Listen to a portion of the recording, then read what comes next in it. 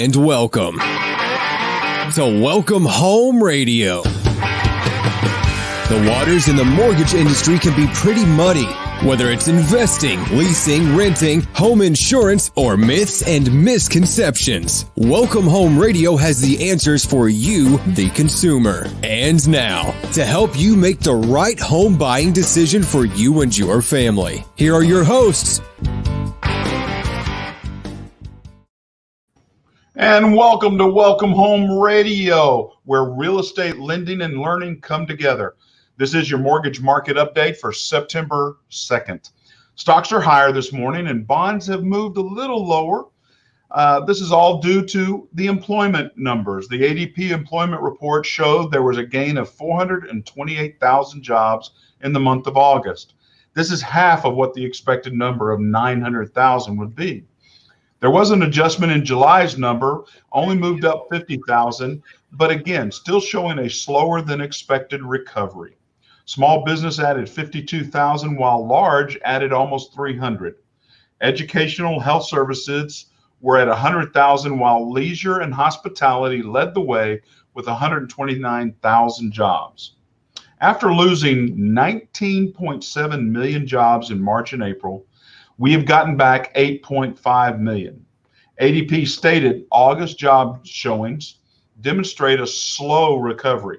Job gains are minimal across all size and sectors, yet have come close, not even come close to pre-COVID employment levels. Well, I'm sure things are going to wait out until the election is over for a lot of people. The MBA reported this morning their application data for this week, showing overall volume fell 2%. Purchases were down 0.2% and refis decreased by 3%. Applications are still up year over year for both refis and purchases.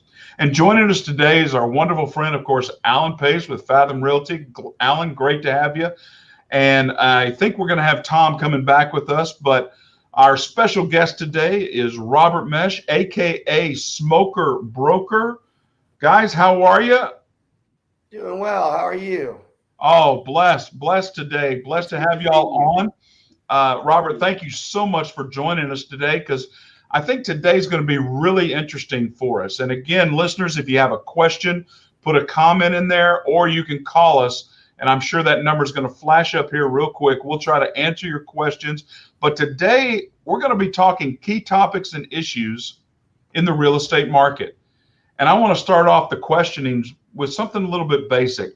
Robert, we're coming into the last quarter of 2020. What do you expect to see happening with the real estate market, where we are on a natural high right now? Prices continue to go up. Equity is growing, but something's got to give here, don't you think? With the employment numbers not going, rates are doing well. Give us an overview of what you think you see, please. Yeah, the natural high, it's going to keep going. We're going to continue to see the environment that's been set with the interest rates going to continue to have a huge demand with people wanting to purchase homes, of course, refinancing as well. And I do think that everybody is very surprised by what we've come to at this point.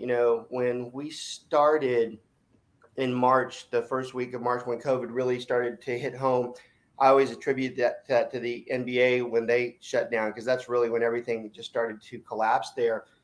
We had great concerns that first few weeks.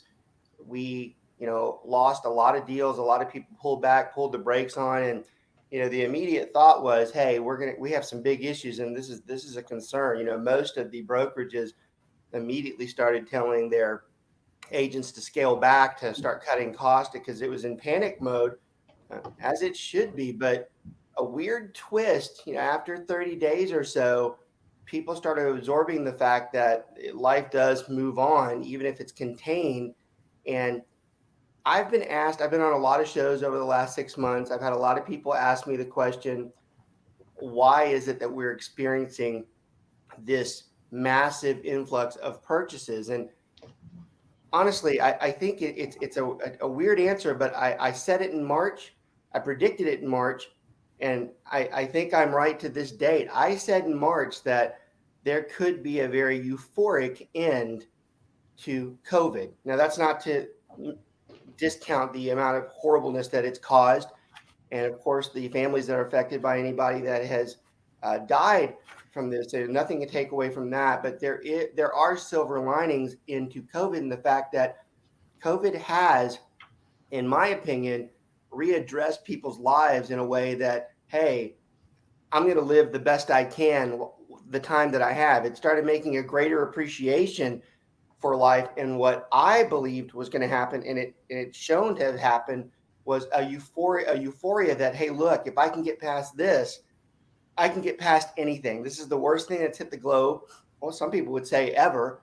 And if we can get past it, it's almost like a feeling of empowerment that nothing can stop us, and we're going to be as happy as we can moving forward. So fast forward to today, you have massive house sales, record months. All the brokerages have experienced record months in this past summer. Nobody would have dreamed that in March. I mean, record months beyond, I mean, two to three times higher than we've experienced in previous years. Nothing appears to stop that at this point. It's going to keep going. Another trend that you can back up with this euphoria theme, look at the luxury car sales. Luxury car sales are through the roof. Why in God's name are luxury cars through the roof when we have this pandemic crossing that's crippling businesses? The reason is because some people got to the point where they're like, screw it, I'm going to be happy now. I don't care if I'm spending my part of my retirement or whatever I have. I'm going to do it now. I'm going to be happy now. Those people who are in their early 40s are starting to feel the steps that once they get to 60 or 65, that's not that far away. 75 is not that far away. 80 is not that far away. And if I have 10, 15, 5 years or whatever to that point, I'm going to start doing whatever the hell I want to make this work. And I have seen that come to fruition. The market itself, it's going to continue at that pace. Now, you said something that is the one thing that I said can derail or put a major pause on what it is that we're doing. And it's a fact. The biggest danger to us right now, the thing that makes me keep my eyes open more than anything, not getting too caught up into the amount of money that we're making, is the unemployment number. You cannot sustain 10 million, 15 million people at job loss, a 20%, a 30% job unemployment ratio, and expect this all to work. What we've experienced so far, and it's unfortunate, is that people that do well already and have decent jobs, those are not the jobs that are being eliminated. The jobs that have been eliminated are the people that barely made that much money. And that's why those unemployment numbers are sky high. But those were not the people that own houses. Those were not the people that were purchasing houses. Now, they might have been the people that were in line to get a house, and now they've been pushed back. But the numbers themselves haven't truly been affected by the people who control that. Now, when you start getting to where, and this is the scary part, and I'll still put a positive spin on it, but it's something that we all should be wary of. When those big companies start reassessing the post-COVID world, saying, this is how we're going to structure, there's without a doubt, we've already seen it, where some of the larger companies have acknowledged, well, they're just not coming back. They can work at home. They don't have to come here. And as soon as you have those bigger companies like Google and Facebook, which have already done this, they're not going to keep 30,000 square feet of warehouse space or office space. They're going to bring that down to 5,000 square feet of office space. And the problem with that is you start having this massive sell-off. You have no one to purchase those things.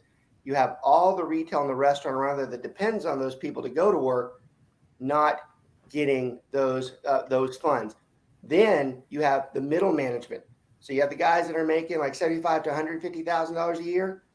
That's when they start saying, we're going to have to cut back because we don't need you. And that is where we're going to have to keep a really close eye on, because that's the number that starts affecting the housing industry. When those guys who are in that 75 to 150K range that can't purchase homes anymore because they're out of work and they don't know if they can find work, that's the one that we're watching. Now, the positive spin on this, because all bets are off with COVID. Who knows? Maybe something will be reinvented to where there are tons of jobs because of what COVID has done and how we've reassessed. Maybe they do find a way. We always seem to find a way to overcome all types of things. For instance, I've been using this example a lot too. It's like everybody talks about the vacant commercial space and what happens when all the malls are empty, which they will be. The malls will be empty at some point. What do we do with them? Well, look at what happened in the late 90s when Food Lion, which was a massive grocery chain, went out of business. You know what every Food Lion is today? It's a church, because someone in their back of their head said, you know what? We need a bigger space for all these people. We can't build a church. It's too expensive. But this Food Lion over here, they're going to let us lease this place for X amount of money. And that sounds a lot better to us. So you saw all this massive movement of these churches going into these grocery stores. This is one example out of 1,000. There will be a recreation somehow of commercial property. We just have to figure out what that's going to be. The malls, as they exist today, will not be that way tomorrow. There's going to have to be some mixture of those things. And that entails how strong we are down the road. What do we do with all those properties? Do those jobs stay at where they're at? So for now, the high continues. It goes well into the end of the year. The other thing that's going to be the backflow of this is that the people who can't buy houses right now because the market's so tight and there's not enough inventory, that will change as the COVID numbers reduce how much jobs are out there and more people start putting their houses on the market. You'll have a backswing. You'll have the people that can't get houses right now come back in and they'll start buying. So you'll have another wave. And then it's after that, which probably puts us into the spring of next year. Then we have to really see where we're going. That is the term. Let's talk about a couple of those comments that you had. First off, I see a major shift, like you said, of the work from home environment and how that's going to impact. I see so many people. One, you've lost the ability to sell a home. For me, example, we were going to sell, downsize, right size, however you want to call it. But we've decided, hey, it's paid off. Why do I need to move?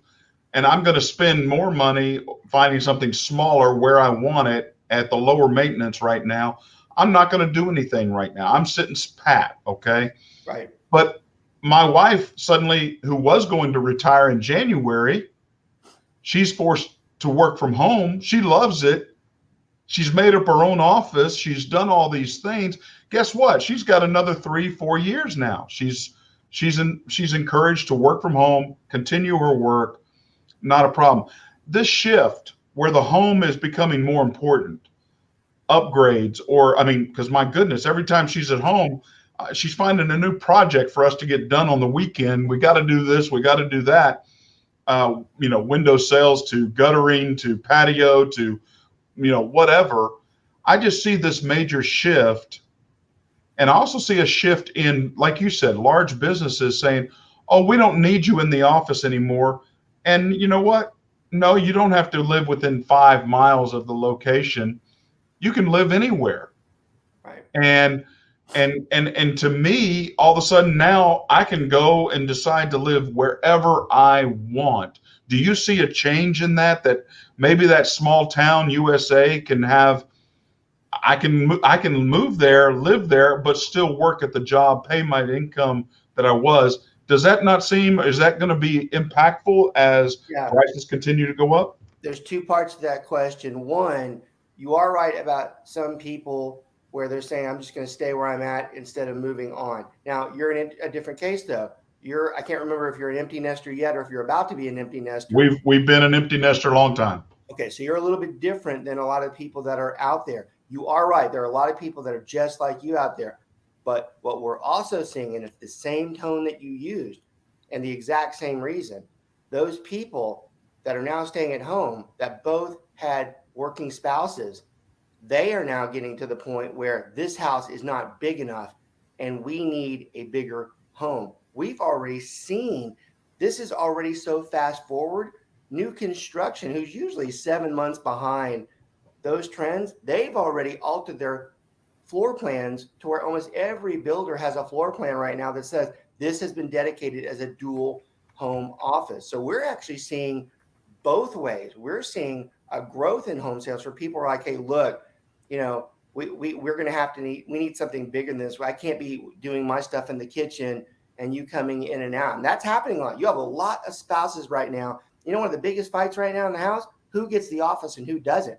You have some people that are working in the bedroom, working in the kitchen, and it becomes distracting. I'm at my office. I lost the fight. Yeah, so right. You got thrown out, right? That's possible. That's very possible. So we're seeing that type of move. The second part, and it's a bigger one. And I love the fact that I think I know something about real estate because I usually predict these things before they happen. So it makes me feel good that I do know what I'm talking about sometimes. Oh, let's not go there. Come on. I said sometimes. I clarified it, right? So is it time for a commercial break or something? The urban exodus is incredible right now. We are seeing a lot of people out of New York City, Los Angeles, Houston that are absolutely moving quickly because they have outright had it. They went through 911.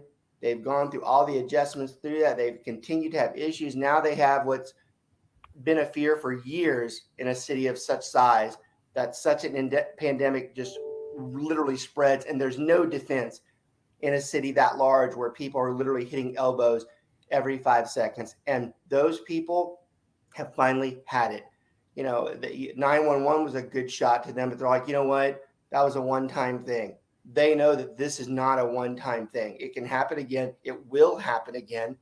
If you're in New York and Los Angeles, one of the most eerie concerns has to be that everybody in their hearts knows right now, if we have another pandemic, again, which we will, they know the next time we're going to be a lot more tough on how we quarantine. You know, I try to be careful because I don't know if this is insulting, and I don't think it is, because it's just it's a picture. But the movie Escape from New York, it's not that far off in reality to what possibly could have happened in New York City. In fact, they were damn close. They were damn close into saying nobody goes in or out of New York City at one point. And you know, the next time, if you have to go back and think about how this worked, how quick do you think we would have knocked New York down, shut it down completely if we knew what was coming out there? So when you have stuff like that, people start sensing, I'm not going to get caught the next time. I'm moving out of there. So what you're seeing now are these cities such as ours, Dallas, Fort Worth, Atlanta, major hub cities where people are high jobs in Atlanta and Dallas, but they're moving like an hour and a half out because both of these areas, like in Atlanta, you have all the mountains and Atlanta and Dallas are very similar, East Coast, West Coast towns, but there's lots of land around these towns and very cheap land. I mean, in Dallas, you can be an hour and a half north and have yourself 5 acres, wildlife, a pond, maybe a 2,500 square foot house, and you probably still could be somewhere around $300,000. That's like a horrible house in California that's falling apart. So, well, I just saw a thing in Crandall, Texas, where some builders are out there now, not far away, and their prices are $165,000 to $195,000. And it's a 3-bedroom, 2-bath, 2-car garage. And yeah, it's 40 miles to the east, but who cares? Who cares? I'll drive in. And that's what you're seeing. And, Blair, we've got people where we're even training the agents to send, you have brokerages all across the country doing this right now. And I'm going to tell you, if you're a realtor listing, you're behind if you're not doing it. You should be sending ads into major cities suggesting that we have a place for them, showing them the differences. That's a very good thing. And if you're not doing that, you're not doing a very good job of being a good real estate agent. Help me understand. Here's one question. Will home prices crash? Right now, home prices continue to grow. Yeah. My goodness, how much more can we continue to grow in home prices until we have a flattening or a turnaround, especially with our employment numbers? Yeah. How can we continue to sustain this? Don't you see something? It may not be the end of the 2020, but it's got to be into 2021, right? Yeah. Well, nothing goes straight up all the time. Nothing is going to continuously. At some point, it's going to stop. Stock markets, housing, two big indicators right there in life in general.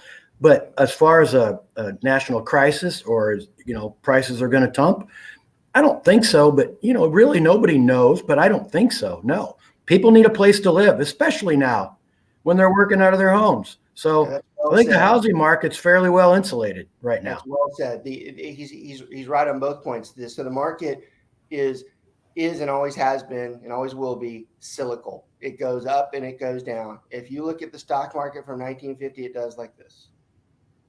The stock market and the housing market, okay? It always maintains some level.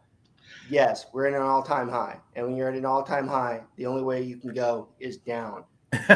Here is it will not be a disastrous plummet like it was in 2008. And the difference between 2008 and 2020 is in 2008, we had a massive surplus of homes on the market. There were way too many houses on the market, and then the market crashed. That is a recipe for absolute disaster. In 2020, we have the shortest amount of inventory we've ever had in the history of this country. So it doesn't just collapse. And I think it's worth considering that we're not through something that none of us have been through in our lives. This is different for us, this COVID thing. It's different how we reshape the world. The first 2 weeks of this in March, I was scared to death to touch anything for 2 weeks. You couldn't touch your groceries. You couldn't go to the store. You couldn't touch this. But then after that, like Robert said, man, about April 15th or so, boom, it just started happening. People realized, okay, we can live. We can go out and shop. We have to wear a mask. Okay, fine. And then living out of the houses and working out of the houses, there's been one really negative effect to this, and it's all over your neighborhood. And unfortunately, divorce is at an all-time high right now, and it's going to continue. We did a divorce show the other day. We had an expert on, and she kind of hinted at that because, first of all, marriage is hard, and the more interaction makes it more difficult. You would think it's the opposite, but it's not. It is difficult when you're around somebody all the time. And unfortunately, I saw this the other day. It was really disappointing. I saw domestic violence in the house was up like, I want to say it was 18%. That's terrible, but it is an indication that has become a problem. One thing we haven't discussed either, and this is the one I still can't put my finger on, and we have friends that are going through this at this point. We're not so sure how many of the kids actually stay in school. There are a lot of people out there right now that are seriously considering, if they haven't already implemented, that their kids are not going back to school. And all it takes is a little outbreak in some of the schools, which all of them will have, for them to say they're not going back. So add that to the equation that the kids are back at home. Someone's going to have to homeschool them. And you have a spouse or maybe two spouses working. So Blair, that goes back to the great unknown, which is this is different for all of us. We've not been through it. None of these generations, millennials, any of us, none of us, baby boomers, nobody's been through this. Our parents have been through stuff, depressions, and we've been through up and down markets, but we've never had sickness involved like this. We've never had this type of a thing affect everybody in general like this. And so people are reacting. First off, you're getting mixed messages from the media, so you don't know who to believe. Every expert tells you something different. That makes it confusing. Now you're a husband and you're a wife and you have kids. Now you got to homeschool them. Well, you got pilots not flying. They're home now every day instead of being gone flying. And, let me teach. I can do this better than you. And a lot of stuff is going on. I mean, I hear it. I have friends. I talk to them all the time. And the homeschooling thing is. Wait a minute, time out. You have friends? Wait a minute. And now let me take you to a commercial brought to you by Marlboro. Well, let's do talk on one thing. Coming off that education, I take in one variable that we haven't mentioned yet. It being a presidential election year always has drama. Yeah. But having a parent sign off on, I am not going to view my children in the classroom of what they're teaching, really gets my goat to the point of, I'm not signing that. I am going to monitor what you're teaching my kids. Or like you said, I have a choice. I can homeschool them myself. And that's just become government overreach, in my opinion. Yeah. Now, we've gone beyond real estate lending and learning here real quick, but that does impact the decision process. And you're right. It blends it. You know, we've had this on my show too before, where we COVID has absorbed the last few months. But Blair, you're right. It is part of all this. All of this fits together. The way the houses are sold, when the houses are sold, how many houses are sold, it does rely around, are the kids at home? Are they not going to be at home? Am I going to work at home? What does my future? It is a bigger piece than most of us think. COVID, like it or not, is controlling how we do things. And when we get into the COVID conversations, we're like, oh, COVID again. I'm like, it's not a COVID again. It's changing every day. And we have to adapt to it. It does affect the interest rates. It does. Well, it's interesting you say that. I mean, the measuring stick, we went down, the government asked states, asked companies, asked businesses to break the back of this COVID. We don't want the hospitals overwhelmed. We need you to shut down for a period. Okay, here's the stick they stat. This is what we want. Well, then they keep moving the stick.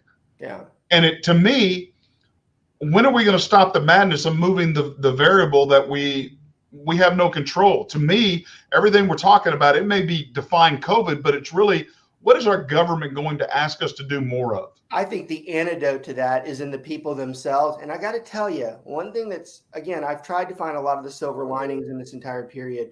One thing that's been fascinating and reassuring is the spirit of the human body itself.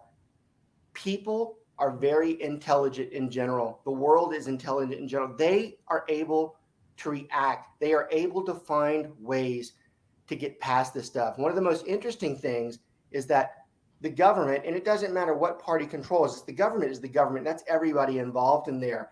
They've struggled greatly with trying to implement what's done. And I think any person that would be in charge of that would struggle. But the people, they have figured out that they can move on, government or not. They'll do what they want to do. And in this particular case, the people have been right. The people that have got back out, and this is not a shot towards anybody who's staying at home that's still quarantined. I totally respect that. All there with you if that's what you want to do. But to tell the people that want to get out that they shouldn't, that's another conversation, because there are a lot of people that believe that it's not affecting as many people as you think by their interaction in the actual public. If we had to go back and do it again, I'm telling you, we would have never shut this economy down. That would have never happened. Well, here's a data point that I am challenged by in listening to what my government's going to say again, is not one of them took a hit to finance. Not one of them lost their job. Not one of them changed their lives. Not one of them have taken a hit of any sort. Why should I not do mine? Why should I not open my job? 77,000 small businesses will never return. Yeah. I mean, and that's bad too. That would horrible. Be light too. Those are families' lives that were changed forever. Yeah. And they're still, that was last month. Who knows what it could be more on this month if they don't get open. And you know, somebody just got their hair done with no mask in a closed shop. I read that. Yeah, so there you go. We ain't gonna open that door, but it's right to you and Robert's point. It's exactly why the people make good decisions, because they see the other ones not following their own advice. Exactly. You made a good point a little while ago, Alan. I too was initially very worried when I first got started and this whole thing. I too had the mask on. I even had the gloves on. I still rather the gloves than the mask. I know the CDC says it's not. I just about touching things in the grocery cart. I feel safer if I had a mask on. But as time has evolved, every week I got stronger and stronger. And I've got to the point I very well realize that I am capable of catching COVID. Any of my family members are capable of catching COVID. COVID is out there. It stares me in the face every day. But I've also learned that I'm going to go through. I'll try to keep my distance from anybody that's right real close to me. I'm going to wash my hands a lot more than I used to, which I'm sure my family's really grateful about. And I'm going to do the best I can, but I'm going to move on and I'm going to try to live the life the best I can. And that's exactly how I handled it 2 weeks afterwards. I mean, I got on the phone. I talked to people who were sitting in our driveways, waving at our neighbors, and on the phone, talking to our clients who are now not our clients because they're not doing anything. And next thing you know, it's like, we got to go to work. We got to get back out there and get after it. Because in our business, you get nothing until you sell something. Yeah. Speaking of somebody out the door we go. Man, talking about washing your hands, I tell you what, that is earth-shaking news, Smoker Broker. Everybody has to be thrilled. I'm excited. I'll shake you. I would even nearly shake your hand again if you did that. All that sticky stuff. Yeah. You know what you missed, Tom? You missed it. Robert's right a lot, and that I have friends. You missed it. No. Two major revelations. Earth-shaking. Let me post that today, right now. I'm going to do that right now. Hey guys, I want to talk about something that I'm glad Tom's here now. Everybody remembers the CARES Act. Everybody remembers the extension and the reach out that the government made to help the PPP program, all of these things. But there's one thing that they did, and recently they changed guidelines on that I think I want to make sure people are informed about. And that is the forbearance situation. Yeah. They gave the authority for people to take forbearance, not pay their mortgage, set up a 3, 6, 9, or 12-month forbearance, but they never explained the impact that would be. And the impact or the loss mitigation that we're going to have to go through in the near future. I've got people right now, you may have people right now. It's not reported on the credit report. They're pre-approved, but guess what? If they were in forbearance, they can't buy a new home until they get their forbearance brought back up. They can't sell their home and expect to buy a new one and think that's okay, even though in their mind it is. Yeah. So I want to kind of talk about and make sure people understand, because you may have clients that are looking and shopping and they're pre-approved, but FHA says, hey, by September 12 months of payments have to be updated. That's it. If you've gone through forbearance, that's what's going to happen. Yeah. And Tom, can you help us understand a little bit further about this situation? Because as I said, the measuring stick moves constantly. Oof, and it hit us pretty hard recently, right? Those guidelines coming out changed a lot of people's lives in loan applications that are already pre-approved. And now we've got to go back and reprove that they either been paying the whole time, or were in forbearance, now they're out and loss mitigation is done, or we got to prove 3, 12, 6 months of payments, depending on the type of mortgage they're looking for. Am I right? You're right. And we're talking about people maybe having to look at their 401ks and going in and taking loans out of their 401ks, out of their retirement accounts to do this. And we're talking about massive hits. One of the worst places you can borrow money is your 401k. I mean, I know people say, well, you're just paying interest back to yourself. And it's like, well, but your money that's in there is not going to be able to grow because you don't have that money in there. It's been taken out. In an environment where stock market is skyrocketing right now. Boom. Another double hickey with regards to trying to come up with this cash to make things right. And so Blair brings up just this huge important aspect for us to understand, that if somebody's going to be involved with that particular forbearance or agreement, know exactly what it means. Because some of the forbearances, when they first were done, they expect in your computer systems at your mortgage servicer that they see the check come in and they automatically count you having paid. Well, some of those weren't showing that they were automatically paid because they weren't being paid and were showing them late, thusly lowering their credit score because of the forbearance as well. So, I mean, this is a cascading effect. And of course, today's announcement, I can understand, and heartfelt sympathy goes out, but today's announcement was that they're going to give the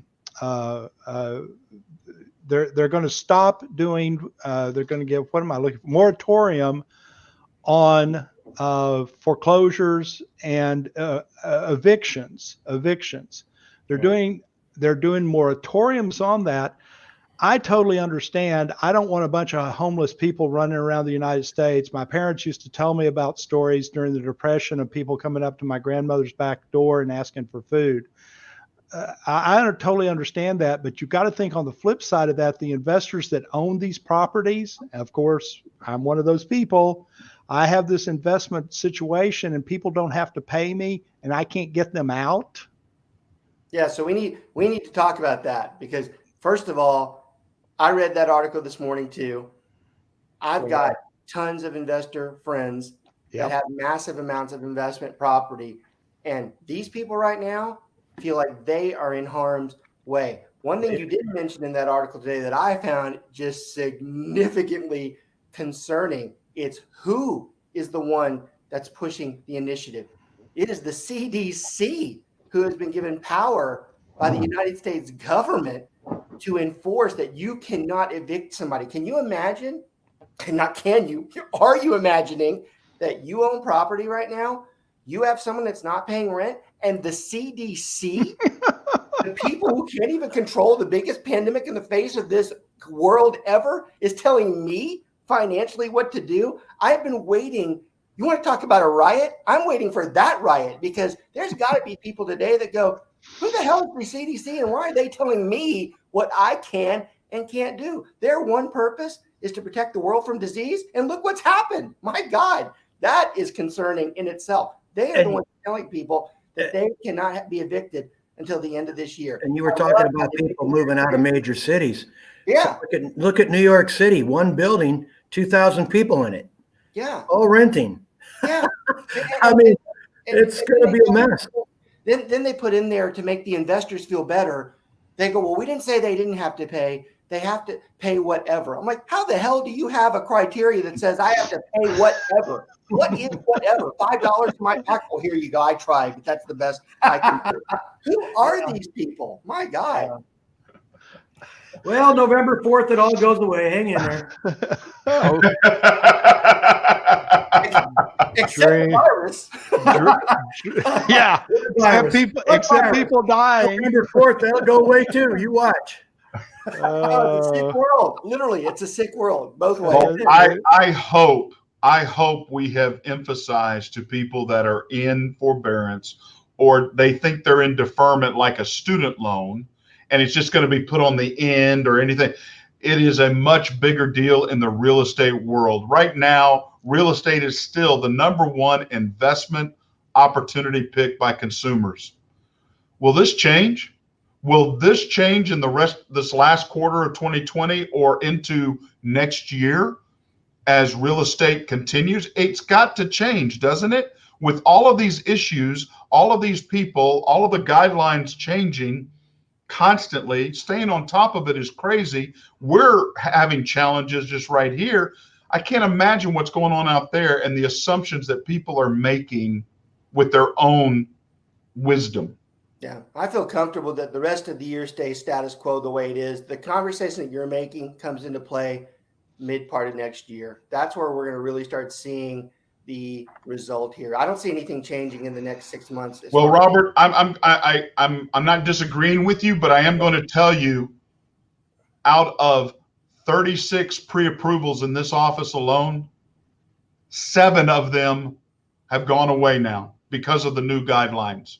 Because I cannot prove that they're no longer in forbearance and that they have not been paying, and therefore they have, I thought I could sell the house, it's going to be caught up, it's going to be sold, then I can buy my next one. That assumption, no, they can sell their house and it will be brought up, but guess what? You still have to wait now until you can get into an FHA, conventional VA, because of that forbearance. Yeah, the trigger part is kind of what I was talking about earlier in the show, is where if you have that and you start having the people who actually start foreclosing, once the foreclosures do start opening up, there'll be a backwind of people who weren't able to buy homes that will get back in there. So that is what's going to keep that market from coming down. Even once what you're saying is going to happen is happening. and it will prevent people. There's so much opportunity for people right now that can't buy houses. They will backfill that in a second, and we will continue to cruise. Yeah, But I don't see any softening of the real estate market for quite a while. not- I don't see it coming at all. Year, mid part, and again, Yeah. it's backfill. The market will come down. There, look, you have millions of investors in this country right now that cannot find investment property. We have investors come to us. I love this conversation. I do it weekly, and I still don't understand why I have to have this conversation. You know, I have 130 people that work for me. I probably have at least half of them that have a client that says, "Hey, I want a deal today." I'm like, "Well, stand in the line with everybody else. What deal do you want right now? The market is at an all-time high. There is a shortage in inventory. What the hell made you think this morning that I can go out and get a deal?" We need a better recession. We need a better recession. Tom, I hate giving him credit. He's a smart guy, and he's right. You know, the sickest thing about real estate is that we win no matter what happens. If the market's high, we're selling houses. But I'll tell you, most veteran real estate agents, they'll never admit it. They like it when the market goes down, because when the market goes down, that is where they make their money. They know where to go get those houses. We have investors that have been praying to God, or whatever God you pray to, that the market goes down so they can get those investments. So the backfill is incredible here. You almost have people hoping that happens. So the backfill, that's what's going to make the market not change.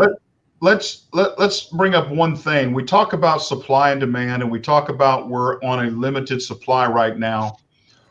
I'm assuming, and correct me where I'm wrong, okay, builders are not going to start building massively because lumber cost is going up, everything is going up, labor cost. But if you still have that small GC and you have that lakefront property, or you're looking at land, like you said, out of ways, I still want to do construction, but I'm going to do it on a smaller scale with a smaller GC. I don't, D.R. Horton or so forth, they're not going to fulfill because they're waiting for the presidential election. They're not going to increase if they're smart. But I see a growth in this smaller market of GCs building homes, custom building somewhere. Is this true, or am I fantasizing? No, one thing, well, it's the way you said, you got it right, but it's the way you said that you need more specific. You hinted at it, but you have to be more emphatic with it. Okay. Right now, the biggest problem the builders are facing, and it is scary, the price of materials is sky freaking high. Lumber's going through the roof. We've got people, some of our crews down in Austin right now, they've gone to 5 or 6 different builders, and they've all said, "Hey, we're on hold. We cannot afford to purchase these materials right now." That is the bigger issue that's holding those builders back right now. And it's serious. It's not just, it is a broken supply. It's not just, this is temporary. They've got a problem. We've been having materials skyrocketing for years now, but now that there's a home shortage and they want to get it back up and going, they've got a bigger issue. And you are right about I can actually speak to both those issues.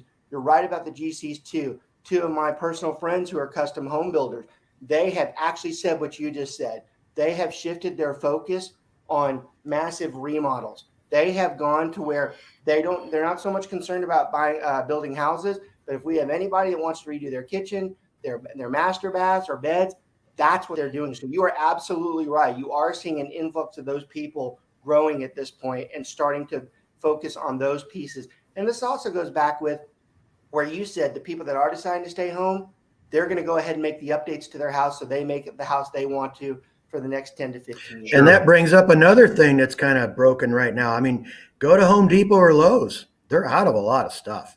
Yeah. I mean, I was in there looking for pop-ups just for my little yard here, and I had to go to Lowe's because Depot was out. Because you have everybody who's had a honey-do list for the last 5 years being done daily. You know, everybody's learned how on YouTube how to fix things, do everything at their house. Home Depot can't support all those people. No, it's all these things we're learning from a experience that none of us had been through. Everybody's kind of doing their thing best they can to live, like Robert said earlier. The people will make adjustments and the people will survive, and they're doing it at their own clip. But it's going to be interesting. I have one final question for our panel here, and Mr. Producer, if you could bring us all four up equally, please, I'd be grateful for this. I want to ask this one question that would be beneficial for those that are listening, not buying, not selling a home for 2020. What does all this mean to them? What do they take away for the last quarter of 2020 and going into 2021? What does this mean for them? Give us some insight for anybody that you can give them some the silver lining, as Robert puts it, or what do they need to be looking for? Those sorts of things. Want me to start? What's the premise on, did you say the people that are buying or not buying? For those that are listening that are not buying or not selling, they're not doing anything. They're staying I'm staying put. I'm not changing. What does all of this mean for us in 2020 going into 2021? I think I can answer that. I mean, it's a matter of those people that are making that decision. They should feel very comfortable right now that, one, their house continues to add value. It's going to continue to go up in value just a little bit. I don't think it spikes much higher depending on what area you're at. So they should be very comfortable in the situation they're in. If they're able to afford their home and they're making their payments with no problem, they should be very happy where they're at. They have their best asset that's being greatly protected right now. There's no threat to that asset outside of them losing a job, which is another conversation. But they should be very pleasantly happy right now. Now, one thing they're probably not going to be so happy about is when they get their property tax bill next year, because I can assure you each of those counties are going to go through and push those things to the roof. Now, my hope is that COVID does help the local governments put in some type of, initiative that says, hey, look, we can't do that to these people this past year. It's been awful enough. We're not going to go ahead and raise these. That's going to be an interesting conversation, what taxes do, because on one side, it would suggest taxes should go up because the values are up. But on the other side, the empathetic side, someone's going to have to be like, hey, not everybody is doing that well. For you to sit there and have them go through last year and put their taxes up, that's just not going to sit too well with the general public. So that's going to be an interesting thing. I think our next show needs to be exactly on that. I think that's a great takeaway from anybody that is staying put. Yeah. We need to watch our taxes, how to fight our taxes, how to confront and challenge that situation. Guys, anything else? Tom, Alan? Well, Robert knows that when taxes go up, it's another opportunity for the realtors. Yeah. I mean, we all get 100 calls. Can you do some comps for me? Oh yeah, how you been? It is a good opportunity base. They'll be seeking advice on what is the value of my home. What is the city doing right or wrong to me? So there is another window there of opportunity. Yeah. And so my advice, worth the 2 cents, of course, cash, and cash. Yeah. Get as much of a cash position as you possibly can. See, the stock market's up to nearly 29,000. We're back up to that point. Cash. It's going to break 30. I got a feeling it's going to break 30 before the election. Well, I'm going to take out some more money today because it just went, at 29,000, 30,000. Those are my break points as far as I think that's all we can tolerate in the marketplace. And so get cash rich and get in that position where you can go back in to buy at that point next year. And Tom, your points are, my thresholds are very close to the same. Those are the ones I'm watching too. And cash is king right now. It was more important earlier in the year when we thought everything was going to just be just destroyed. And obviously that's not true, but nothing changes from the fact that having cash on hand is the most powerful thing for whatever you need to do. Huge. And the bottom line is we want the U.S. dollar to stay king of the world economy, right? You got it. Right on the money. There it goes. Right on the money. That was good. I get it. I know, he made me laugh. Hey, Robert, I'm grateful for your time. Thank you for coming on. Love having you and a great discussion. Cody Thompson, thanks for listening in. Hope everybody out there got something out of this discussion. And guys, I just so gratefully appreciate Alan and Tom joining us today. It is a great year. It is an interesting year.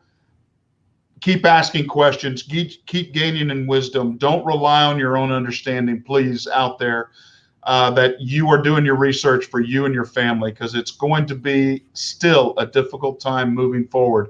There's a great rainbow, a silver lining, however you want to put it. There is not a huge pot of gold at the end of this rainbow, but you can come through this okay. And so I'm grateful, appreciating. I'm Blair Thomas. I'm Tom Holm. I'm Alan Pace. God bless you. Thanks again, Robert. Y'all have a wonderful rest of your week. God bless. Thank you.